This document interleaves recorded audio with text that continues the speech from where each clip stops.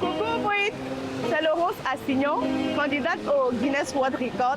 Aujourd'hui, je vous emmène pour une journée de préparation.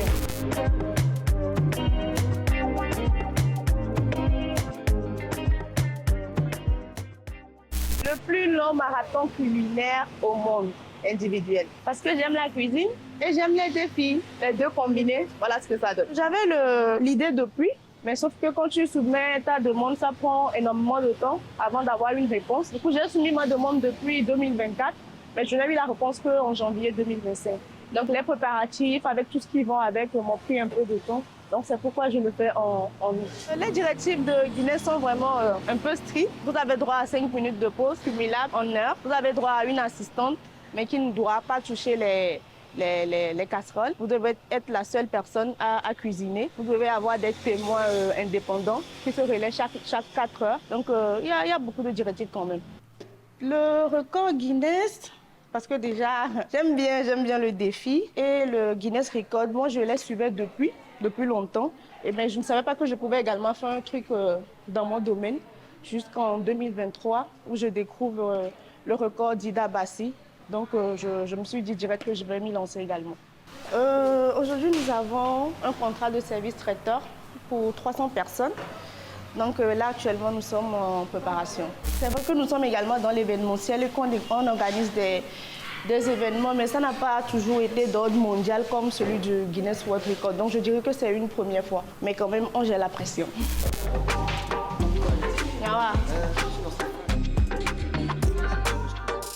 Là, on est en train de visionner un tournage qu'on avait fait. Donc on doit valider et poster ça sur les réseaux sociaux. En vrai, c'est toute une préparation qui se fait. La salle de sport, les séances avec le psy, les séances avec le diététicien pour suivre mon alimentation, pour ne pas avoir, je ne sais pas, d'autres problèmes après. Il y a des fois où je vais rencontrer des partenaires qui nous suivent dans cette aventure. On fait une petite mise en lumière sur leur activité.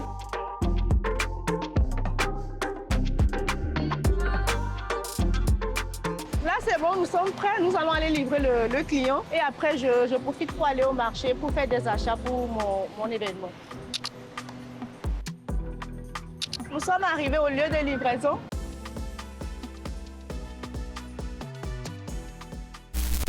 Alors, on est où là? Là, actuellement, nous sommes au marché d'abattoir. Là où je vais faire mes achats pour le record. Je fais souvent mes achats pour le restaurant ici depuis plusieurs années. Du coup, je ne vois pas où est-ce que je vais aller faire les achats pour le record. C'est clair que ça doit être ici. Je suis chez celle chez qui je prends d'habitude les tomates fraîches. Vous pouvez voir par vous-même. Elle a des tomates de bonne qualité. On a beaucoup d'achats à faire aujourd'hui. Hein. Des légumes, du riz. On a beaucoup de choses à acheter aujourd'hui. Quels sont les plats que vous allez nous faire durant le record? Le plat de la nation, aïmolo. Ça, c'est le premier parce que ça a été très demandé en commentaire. On fera du aïmolo, du veille, de la pâte, du riz au gras, du couscous, un peu de tout. Mais on mettra beaucoup plus l'accent sur les plats togolais. Tu dois faire plusieurs plats que tu dois montrer aux témoins qui doivent compter le nombre de plats que tu fais et ils doivent valider sur un logbook. Alors, c'est qui ces témoins-là déjà?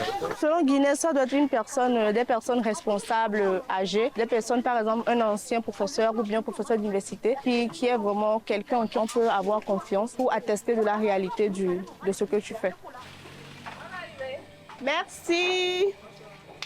C'est beau. Je suis venue chez mon couturier pour l'essayage de mon habit de chef. Okay. Que j'aurais apporté pendant les 10 jours. Pour le côté de ce matin, est-ce qu'il y a des règles? Non, pas forcément. Mais on doit quand même mettre un habit de chef. Là, je vais passer à l'essayage. C'est bien, j'aime. C'est l'une des tenues de chef que j'aurais apporté. Alors, à quelques jours du record, oui. Comment te sens? Je suis très sereine. Je suis moi-même étonnée du niveau de sérénité que j'ai actuellement. On va après à la salle. Là, je suis à ma salle de sport, là où je m'entraîne d'habitude. Allez, go! Oui, elle vient chaque jour, mais elle a 3 jours de repos dans la semaine. On fait souvent du renforcement et améliorer sa condition à travers son dos, ses jambes et pratiquement tout le corps. Je pars sur 192 heures. 192 heures, disons 8 jours. À peu près 15 000 plats durant les 8 jours. Quelle partie du corps vous fait déjà mal en y pensant aux heures que vous avez? Les pieds et le dos. Ok. C'est ces deux parties qui me font le plus mal en vrai, en y pensant. Le record va se passer ici, dans l'enceinte du CETEP. Et pendant les 8 jours, il y aura, disons, beaucoup de monde qui viendront sûrement me soutenir. Il y aura des animations, des prestations d'artistes.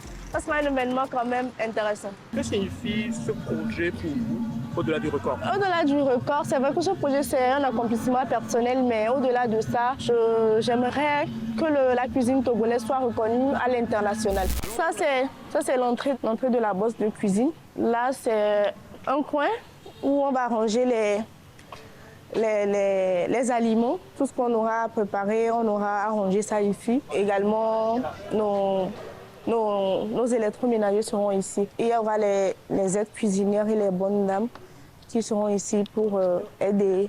Et c'est ici que j'aurai à passer les 8 ou 10 jours. Il y aura un premier plan de travail ici, un plan sur lequel seront posés les fourneaux. Après, il y aura un petit espace d'1 ou 1,5 mètres et un second plan de travail sur lequel sera posé les éviers et sur lequel je pourrai déposer tout ce que je veux. J'attends que le public togolais soit présent, qu'il m'accompagne, qu'il me soutienne, parce qu'au-delà du fait que ce défi soit personnel, c'est également pour le Togo. Ce défi, c'est pour le Togo.